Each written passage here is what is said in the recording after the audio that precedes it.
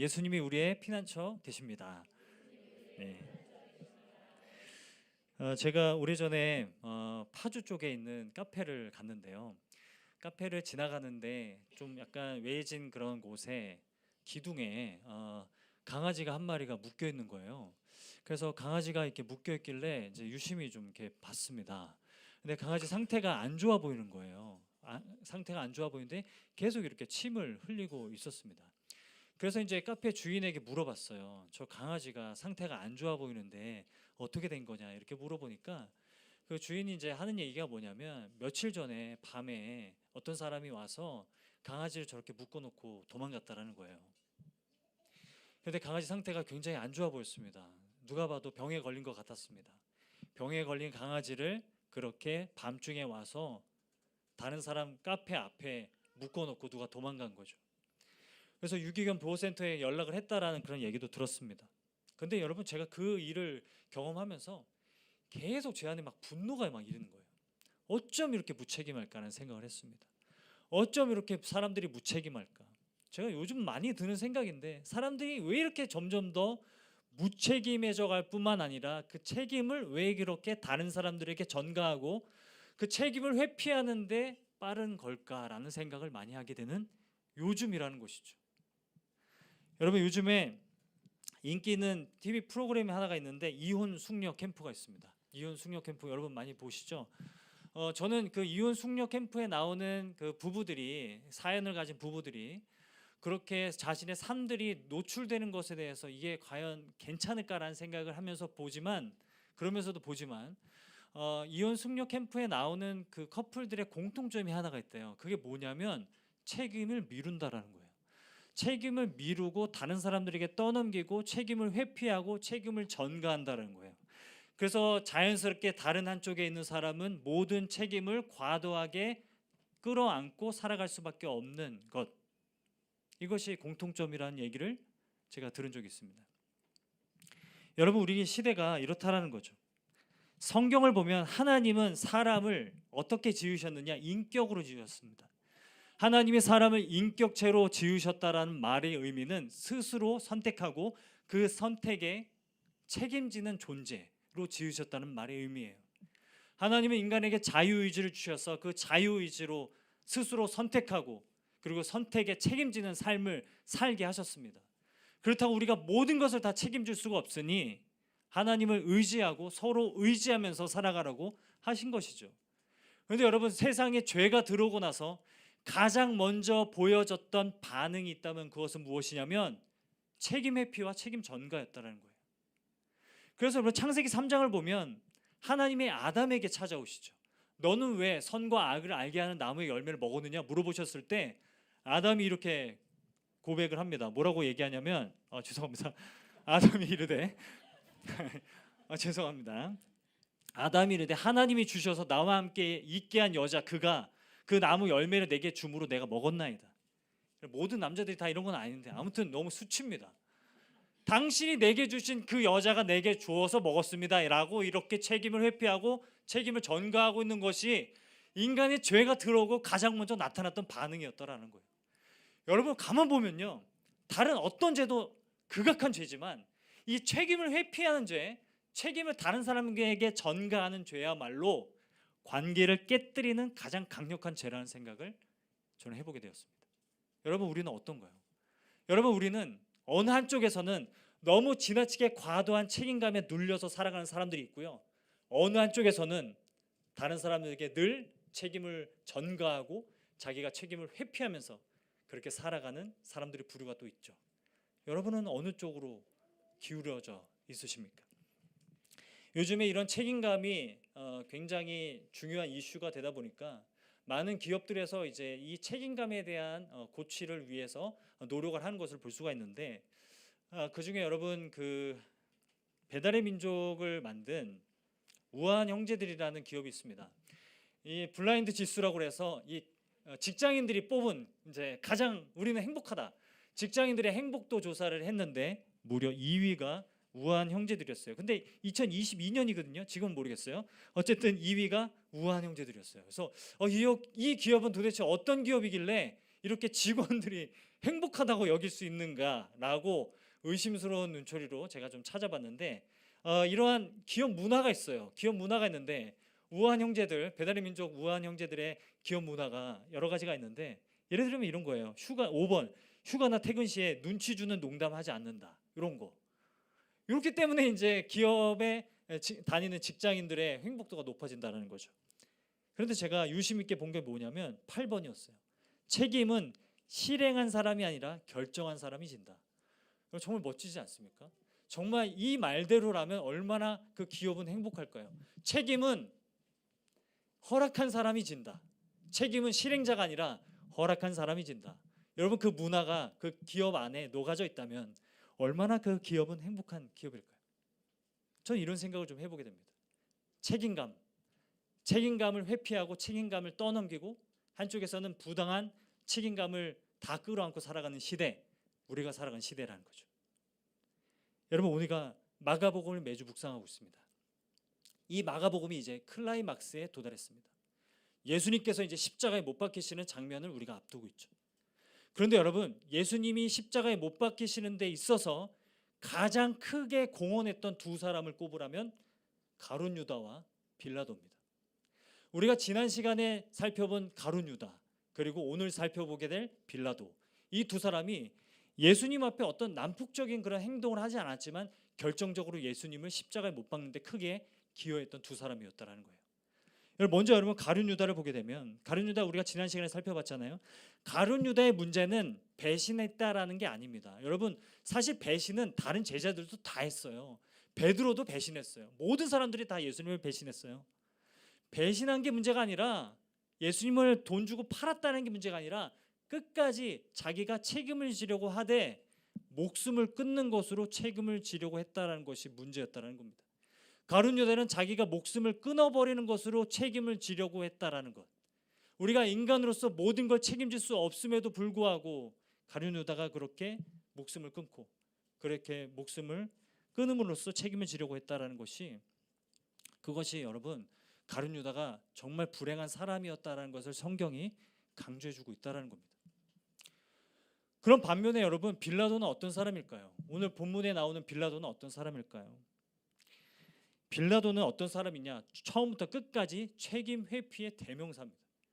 저는 오늘 이 책임 회피라는 주제로 함께 빌라도에 대해서 좀 함께 나누고 싶어요. 제가 오래전에 기독교 변증 모임에서 한 질문을 받았어요. 그 질문이 뭐였냐면, 목사님, 빌라도 너무 억울하지 않아요? 왜 사도신경에 빌라도 이름을 그렇게 적어놔가지고 2000년 동안 매주 주일마다 사도신경이 외쳐질 때마다 모든 성도들이 빌라도를 욕하게 그렇게 만들 수가 있느냐고, 어떻게 빌라도를 그렇게 2000년 동안, 그리고 예수님 오실 때까지 영원히 그렇게 욕먹게 할 수가 있냐고, 어쩜 그렇게 잔인하냐고 막 그렇게 저한테 질문을 하시는 거예요. 그래서 제가 대답했죠. 그 사도신경 제가 만든 거 아닌데요? 라고. 여러분, 이런 게 바로 책임 회피죠. 이런 게, 이런 성향, 여기 책임 회피죠.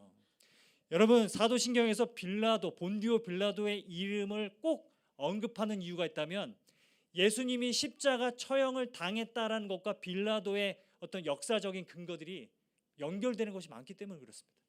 예수님이 십자가에 처형을 당했다라는 것이 역사적인 팩트라는 것을 강조하기 위해서 빌라도의 이름을 많이 거론한다라는 거예요. 한때는 빌라도가, 본디오 빌라도가 이게 진짜 실존했던 인물이 맞냐라는 의문들이 많았어요. 그런데 여러분, 점점 이 고고학자들의 어떤 발굴을 통해서 빌라도가 실제 존재했던 인물이라는 것을 많이 증명해내고 있습니다. 지금도 그런 유적들이 계속 나오고 있는데, 여러분 보시는 거는 이제 유명한 빌라도 비문입니다. 1961년에 이스라엘에서 발견됐어요.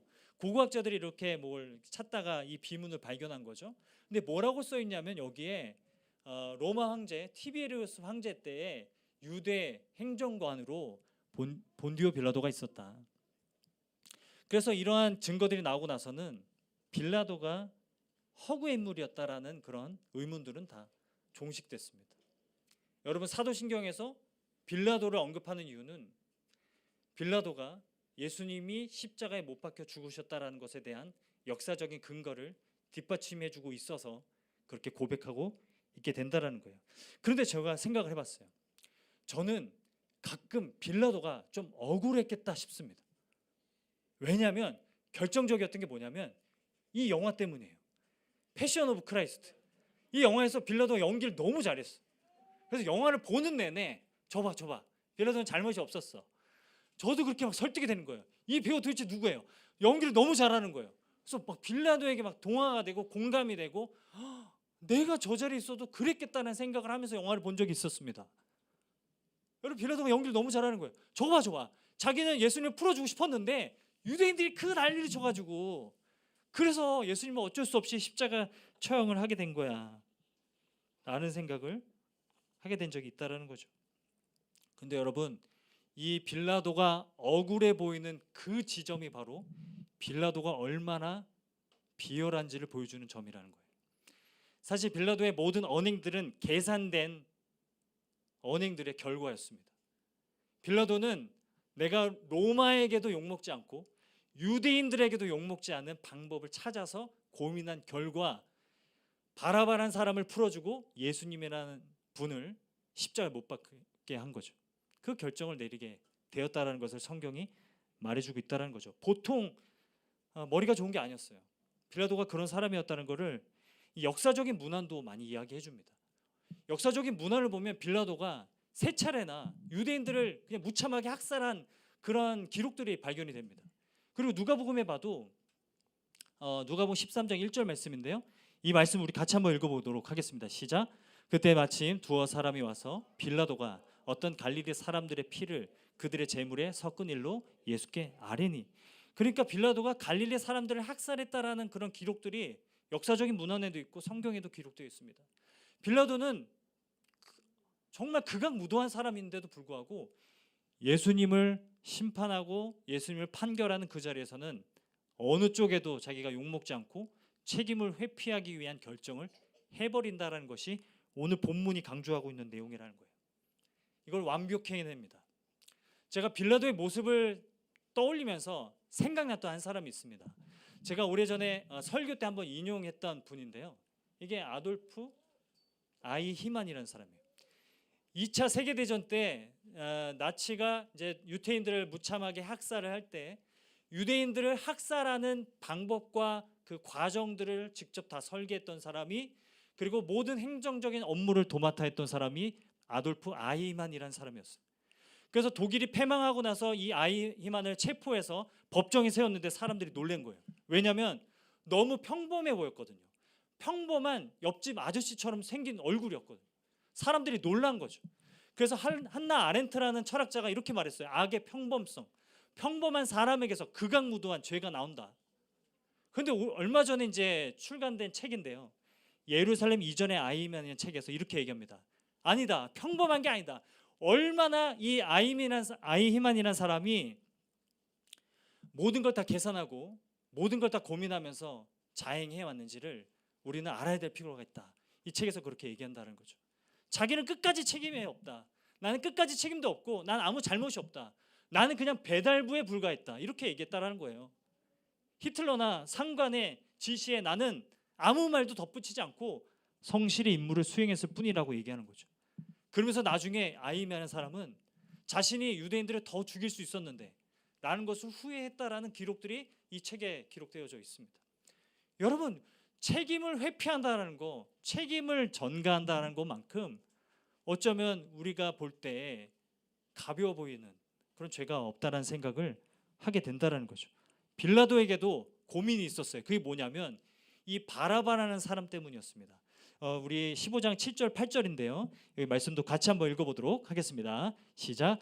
밀란을 꾸미고 그 밀란 중에 살인하고 체포된 자 중에 바라바라는 자가 있는지라 무리가 나아가서 전례대로 하여 주기를 요구한대. 바라바라는 사람이 어떤 사람이냐면 로마의 항거에서 밀란을 일으켰다가 체포된 사람입니다. 근데 이 사람 유대인들이 바라바를 풀어달라고 요구하는 상황이었다는 거죠. 그래서 빌라도가 딜레마에 빠져요. 바라바를 풀어주자니 로마 황제가 가만히 안 있을 것 같고, 바라바를 처형시키자니 유대인들이 가만 안 있을 것 같고, 그래서 고민하고 있고 딜레마에 빠져 있는데 때마침 대제사장들이 예수님을 끌고 온 거죠. 그래서 빌라도는 그 상황을 이용해서 어느 쪽에도 욕먹지 않고 자기가 결정을 하는 겁니다. 그래서 바라바를 풀어주고 예수님을 십자가에 내어주는 거죠. 이게 본문이 말하고 있는 내용이라는 것입니다. 결국 여러분 빌라도가 그래서 본문에서 계속 예수님을 향해서 하는 표현이 있어요. 그게 뭐냐면 유대인의 왕이라는 표현이에요. 계속 예수님을 향해서 너 유대인의 왕이지. 백성들이 향해서도 이 유대인의 왕은 어떻게 할까? 그리고 십자가에 못 박을 때도 그 푯말에 유대인의 왕이라고 그렇게 명시해서 십자가에 못 박습니다. 빌라도가 유대인의 왕이라고 그렇게 강요하고 그렇게 말했던 이유가 있다면 유대인의 왕이라고 말을 해야 로마에 반역한 반역자라는 죄목으로 처형할 수 있었던 겁니다.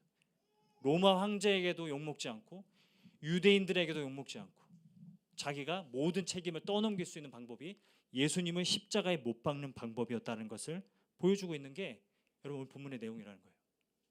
그리고서 여러분 빌라도가 어떻게 해요? 15절 말씀을 보면 빌라도가 무리에게 만족을 주고자 하여 바라바는 놓아주고 예수는 채찍질하고 십자가에 못 박히게 넘겨주니라라고 합니다. 여기서 만족을 준다는 말이 히카노스라는 단어인데 매우 족하게, 매우 만족하게 해주었다. 무리를 매우 만족하게 해주기 위해서 예수님을 십자가에 못 박았다라고 지금 얘기하는 상황이라는 거죠. 여러분 이게 빌라도의 모습이라는 겁니다. 겉으로 보기에는 억울해 보이고 우유부단해 보이지만 사실은 모든 걸 다 계산하고 있고 어느 쪽을 어떤 사람을 죽이는 것이 나에게 유익한가를 계산했던 사람이 빌라도였다는 것을 보여주고 있는 본문이라는 거예요. 그리고 여러분 빌라도가 어떻게 합니까? 마가복음에는 없지만 마태복음에는 이런 구절이 있습니다. 빌라도가 아무 성과도 없이 도리어 밀란이 나려는 것을 보고 물을 가져다가 무리 앞에서 손을 씻으며 이르되 이 사람의 피에 대하여 나는 무죄하니 너희가 당하라. 대야를 가져옵니다. 대야에 손을 씻습니다. 나는 아무 잘못 없다. 다 너희가 요구해서 이런 거다. 나는 너희들보다 더 선하다. 이렇게 손을 씻으면서 나는 아무 책임이 없다라고 말하고 있다는 거죠. 제가 오늘 그 설교 준비를 하면서 오늘은 대야를 좀 가져와야겠다 그 생각을 했어요. 그래서 화장실에 있는 대야를 이제 가져간다고 하니까 이제 가족들이 이제 말리는 거예요. 좀 아빠 좀 제발 그러지 좀 말라고. 그래서 대야를 오늘 아침에도 가져오려고 했는데 그만 좀 하라고 다들 그렇게 얘기하는 거예요. 제가 보니까 미국의 어떤 교회는요 설교를 위해서 탱크를 가져왔던 교회도 있더라고요. 근데 저는 화장실에 있는 대야도 가져오기가 너무 힘들었습니다. 아무튼 탱크를 가져오신 목사님 대단하신 것 같아요. 그 생각 좀 해보게 돼요. 대야를 가져와서 얘기하는 거죠. 손을 씻으면서 나는 아무 책임 없다. 너희가 당하라.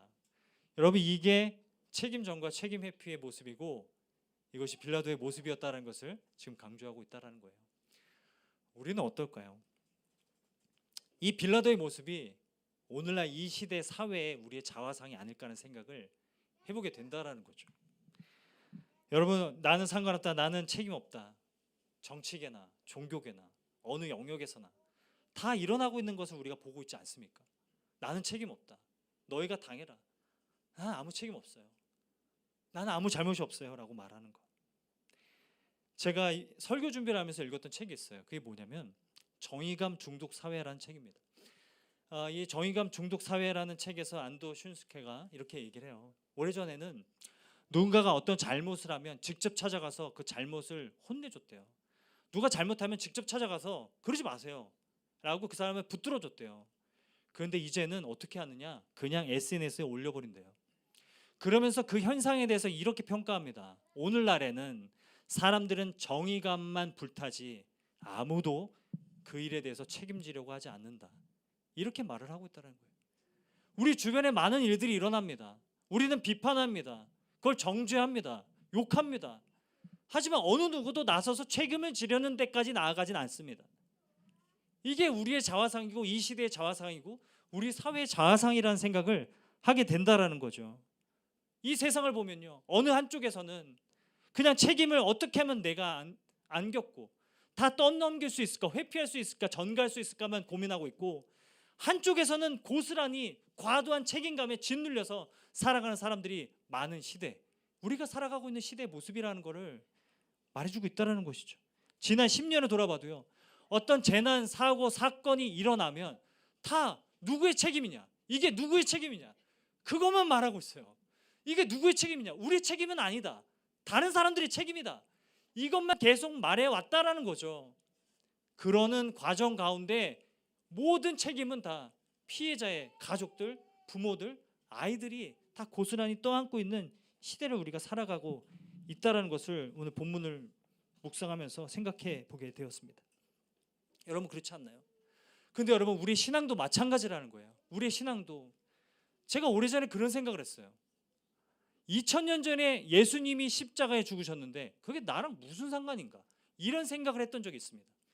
2000년 전에 예수님이 십자가에 못 박은 것을 내가 못 박았나? 근데 왜 내가 예수님을 십자가에 못 박았다고 나는 왜 고백하고 있는 거지? 라는 생각을 한 적이 있습니다.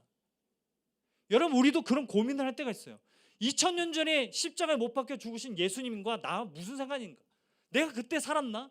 내가 예수님을 직접 못 박았나? 여러분 그런데 키에르케고르라는 신학자가 이런 말을 했어요.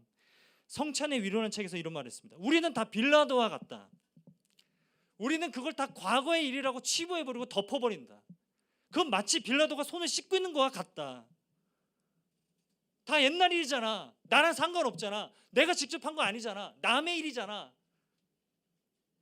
여러분 하나님의 아들이 아니더라도 어떤 한 사람이 이렇게 역사적으로 비참하고 억울한 죽음을 당했더라면 우리가 이것에 대해서 비통해하고 통감하는 마음이 있어야 되는데 우리는 그냥 쉽게 손을 씻어버린다는 거죠. 이 모습들이 다 빌라도와 같다는 것을 이 책에서 키에르케고르가 지적하고 있다는 거예요. 우리도 다 빌라도와 같다. 우리도 다 틈만 나면 나와 무슨 상관이 있는데, 그게 그 죄와 나와 무슨 상관이 있는데 라고 여기며 살아가고 있다라고 이야기하고 있다는 거죠. 성경은요, 나는 아무 책임 없어. 너희가 당해. 너희 책임이잖아. 내가 잘못했어? 너희 책임이잖아. 라고 말하는 빌라도의 대화를 주목하고 있지만 성경은요, 또 하나의 대화가 있음을 보여주고 있어요. 그게 뭐냐면 예수님의 대화예요. 예수님이 제자들의 발을 씻겨주시기 위해서 직접 대화를 가져다가 물을 채우시고 제자들의 발을 씻겨주십니다. 제자들이 만류하죠. 왜 내 발을 씻겨주십니까? 내가 너의 발을 씻겨주지 않으면 너와 나는 아무 상관이 없다고 말씀하시는데, 그 말의 의미는 무엇이냐면 내가 너의 삶을 책임지겠다라는 말씀의 의미였다는 거예요. 어느 한쪽에서는 빌라도의 대화로 살아갑니다. 사람들이 빌라도의 대화에 손을 씻습니다. 나는 책임 없어. 나 잘못한 거 없잖아. 이렇게 살아가지만 반면에 예수님은 대화를 가져오셔서 발을 씻겨주시면서 너가 책임지지 못하는 그 삶을 내가 책임져 주겠다고 말씀하시는 것이, 여러분 그게 복음인 줄 믿습니다. 여러분 이 복음이 우리 안에 있습니다. 우리가 믿는 복음이 이것이고 우리가 믿는 하나님의 성품이 이러하다는 것을 우리가 더 알게 되는 은혜가 있기를 간절히 소망합니다. 여러분 우리는 어느 쪽 대야 아래 손을 씻고 발을 씻는 삶을 살아야 할까요? 우리는 책임을 회피하고 또 무거운 책임감을 떠안고 살아가는 이 시대 가운데서 우리는 어느 쪽 길을 선택하며 살아가야 될까요? 지금 나는 무엇으로부터 책임을 회피하려고 하고 있으며 책임을 전가하려고 하고 있으며, 나는 또한 무거운 책임감이라는 짐에 짓눌려서 살아가고 있는지를 돌아보는 은혜가 있기를 간절히 축복합니다. 여러분 우리가 하반기에 출애굽기 이제 BBT를 시작하잖아요. 창세기가 끝나고 이제 출애굽기가 시작이 됩니다. 출애굽기 BBT를 이제 준비하면서 제가 말씀을 묵상하는데, 여러분 하나님께서 이스라엘 백성들을 이렇게 건져내시죠. 애굽에서 이렇게 건져내시는데 모세라는 지도자를 통해서 이제 건져내십니다. 그런데 이스라엘 백성들이 광야에서 자꾸 원망하는 거예요. 하나님이 만나를 내려주시는데 이 만나 이제 맛이 없다고, 기름 맛이 자꾸 난다고, 이 만나 못 먹겠다고, 우리 고기 좀 먹게 해달라고, 이렇게 광야에서 막 이스라엘 백성들이 막 불평하는 거예요. 제가 이제 그 본문을 묵상하면서 그런 생각을 했어요. 우리가 지난주에 성찬식을 했잖아요. 이제 첫 성찬식이라 이제 집에서 이제 아이들과 아내가 무교병을 이제 직접 만들었잖아요. 그래서 이제 막 걱정되는 마음으로 이거 내일 딱딱하게 굳으면 어떻게 할까, 맛이 없으면 어떻게 할까, 사람들이 먹다가 막 뱉으면 어떻게 할까, 막 이런 걱정으로 왔는데 다행히 많은 분들이 맛있었다, 먹을만하다, 그렇게 말씀해 주시는 거예요. 너무 감사했어요. 아내도 그날 잠을 푹 잤어요. 그런데 여러분 매주 성찬식을 한다고 생각을 해보세요. 매주. 그러면 소금 좀 더 넣어라. 다른 밀가루 좀 써봐라. 그냥 카스타드가 먹고 싶다. 차라리 예전에 먹었던 카스타드가 더 먹고 싶다. 뭐 이렇게 여러분 불평한다면 저 진짜 막 뒤집어질 것 같아요. 막 뚜껑이 막 열릴 것 같아요. 모세가 진짜 대단해요. 모세가 하나님 앞에 어떻게 얘기하냐면 이스라엘 백성들을 위해서 중보기도 합니다. 여러분 모세가 어떻게 기도한 줄 아세요? 하나님 앞에 기도해요. 하나님, 이 모든 백성들에게 줄 고기를 내가 어디서 얻습니까? 그들이 나를 향하여 울며 이르되 우리에게 고기를 주어 먹게 하라 하온즉 책임이 중하여 책임이 심히 중하여 나 혼자서는 이 모든 백성을 감당할 수 없나이다. 이 본문 앞에 보면 내가 이 백성을 낳았습니까? 하나님 어찌하여 이 백성들을 내가 품고 가라고 말씀하십니까? 내가 이 책임을 다 감당할 수가 없습니다라고 하나님 앞에 고백하고 기도하죠. 제발 이 백성들이 이 고통을 당하지 않게 해주시옵소서라고 기도하죠. 모세가 대단한 것 같아요. 제가 이 책임을 감당할 수가 없습니다. 여러분 우리도 모세처럼 이렇게 하나님 앞에 기도할 때가 있어요. 하나님, 제가 책임감으로 살고 있죠. 근데 너무 부담스러워요. 너무 버거워요. 저에게 너무나 많은 책임감이 있어서 때로 너무 지치고 힘들고 다 전가하고 싶고 회피하고 싶고 다 때려치고 싶습니다. 여러분 그런 마음으로 살아갈 때가 분명히 있죠. 여러분 우리도 모세처럼 이렇게 기도할 때가 있다라는 거예요. 그런데 여러분 하나님께서 모세에게 어떤 응답을 주십니까? 하나님께서 모세에게 주셨던 응답이 이것입니다. 17절 말씀 우리 같이 한번 읽어보도록 하겠습니다. 시작. 내가 강림하여 거기서 나와 말하고 내게 임한 영을 그들에게도 임하게 하리니 그들이 너와 함께 백성의 짐을 담당하고 너 혼자 담당하지 아니하리라. 하나님께서 말씀하시죠. 70명의 장로들을 데려와라. 내가 그들에게 강림할 것이다. 그리고 그들을 통해서 내가 너와 함께 할 것이다. 너는 혼자 담당하지 아니하리라. 내가 너가 혼자 그 과중한 책임을 담당하지 않도록 도와주리라 라고 말씀하시는 것이 모세에게 주셨던 응답이었다는 거예요. 하나님은 이런 분이십니다. 여러분 하나님은 이런 분이십니다. 우리가 예배하는 하나님은 이런 분이십니다. 우리가 때로는 하나님 이 책임감을 내가 감당할 수가 없어요. 자꾸만 회피하고 싶어요 라고 부르짖을 때 하나님이 우리에게 말씀하시는 거 너 혼자 감당하게 하지 아니하리라. 이 은혜가 저와 여러분에게 넘치기를 간절히 축복합니다. 책임을 회피하거나 무거운 책임감에 눌려 살거나 우리는 둘 중에 하나이지만 그런 우리를 위해서 찾아오셔서 수고하고 무거운 짐진 자들아 다 내게로 오라 내가 너희를 쉬게 하리라 하시는 그 예수님이 저와 여러분의 하나님이십니다. 그 하나님을 믿고 그 하나님과 함께 동행하며 살아가는 저와 여러분의 삶이 되기를 간절히 축복합니다. 그래서 지칠 때마다 하나님 도저히 이 책임감을 내가 감당할 수 없어요 라고 그 어려운 마음을 하나님 앞에 고백할 때마다 하나님은 수고하고 무거운 짐진 자들아 다 내게로 오라 내가 너희를 쉬게 하리라. 하나님이 모든 책임을 다 짊어주신다는 말의 의미가 아닙니다. 하나님은 우리와 함께하여서 우리 주변에 함께 책임질 수 있는 사람들을 붙여주시고 하나님은 우리가 마땅히 책임질 만한 용기를 불어넣어 주셔서 담대하게 우리에게 맡겨진 일들을 끝까지 인내하게 하시는 분이신 줄을 믿습니다. 그 하나님을 의지하면서 한 걸음 한 걸음 걸어가시는 저와 여러분의 은혜가 넘치기를 간절히 축복합니다. 말씀을 맺도록 하겠습니다. 제가 제 첫째 딸이 20개월이 됐을 때 회사를 그만뒀어요. 신학대학원을 간다고 회사를 그만두고 그때가 9월이었던 것 같은데 아내에게 얘기했어요. 나 회사를 그만두고 공부해서 신학대학원을 가보겠다라고 했더니 아내가 그러면 2달만 공부해보라고 2달 안에 붙으면 들어가고 아니면 돌아와라. 그래서 죽어라 열심히 공부해서 시험을 봤는데 붙어버렸어요. 거실에서 아직도 기억나요. 거실에서 아내가 합격자 발표 그 결과를 봤는데 우는 거예요. 그래서 왜 울어 했더니 너무 기뻐서 라고 했는데 지금 생각해 보면은 이중적인 의미였던 것 같습니다. 한참을 울더라고요. 그날 밤에도 울더라고요. 제 딸이 이제 지금은 중학교 1학년이지만 그때는 2살이었으니까요. 2살 된 아기를 제 집에 두고 저는 신학대학원 기숙사로 들어가 버렸습니다. 그렇게 떨어져 있는 시간들을 보냈습니다.